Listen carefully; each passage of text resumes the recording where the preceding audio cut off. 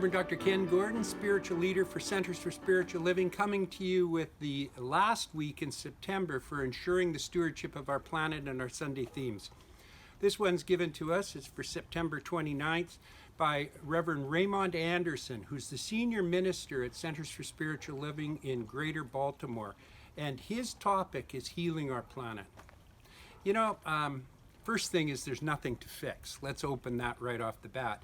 There's nothing out there that needs to be fixed. There's something in here that probably needs to get a bigger idea and a greater idea of what's going on around us. And the way to be able to do that is to recognize and know that we're never going to heal anything with the same energy that created it. In other words, if you hate something or you dislike something or you're upset about something in your life and you bring that energy to it, then believe me, that will help feed what is happening in the world around us.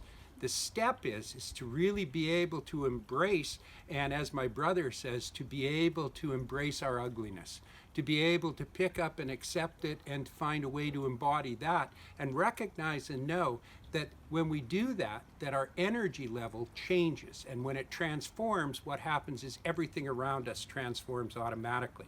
That's his teaching. That's what we're about. That's how we live our lives. So the next time you have a bout of pissed offivity in your life, I would recommend that you take a look at it and know that you're creating form and change it and transform it to love, health, kindness, beauty. That's the truth. Dr. Holmes said, every day and every hour we're meeting the eternal realities of life, and in such degree as we cooperate with these eternal realities in love, in peace, in wisdom, and in joy, believing and receiving, we are automatically blessed. Our prayer is answered before it is uttered. In the Anatomy of Healing Prayer, Dr. Holmes wrote, back of you, the infinite searches into manifestation through you, as you, what you are, it is you. We don't have to be ashamed of it. You don't have to say, I despise my personality, I hate this body, I'm a worm of the dust, and think you're surrendering to God. This is a denial of God. All we have to say is, there is nothing in me but God. He also wrote, we believe that the universal spirit, which is God, operates through a universal mind, which is the law of God, and that we are surrounded by this creative mind, which receives the direct impress of our thought and acts upon it.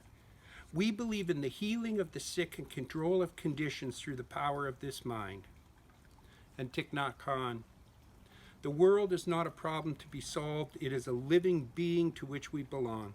The world is part of our own self, and we are part of its suffering wholeness. Until we go to the root of our image of separateness, there can be no healing.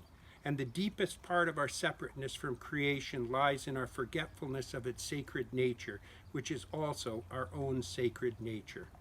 It's time that we remember the gift. It's time that we spend more time concentrating and focusing on the gift of life and the gift of what's going on around us, rather than looking at it as being something that needs to be fixed or is broken. In this way, in this attitude, we transform the collective consciousness of society.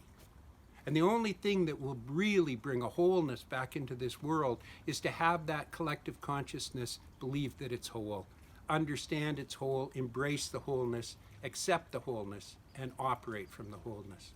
This is the activity and the action, and it aids us ensuring that our planet is whole and continues to be whole. Here's the scary part about it. When we do things to our planet, we think perhaps that the planet is being destroyed by us. The planet will never be destroyed by us. The planet will spit us out like a watermelon seed. This wholeness is required from us so that we might grow into the nature of the truth of who we are, which is the infinite oneness of life and the divine itself. So you have a wonderful week. I will see you next week in October for the new theme, Know You're Loved, Know You're Honored, and God bless you. Thank you.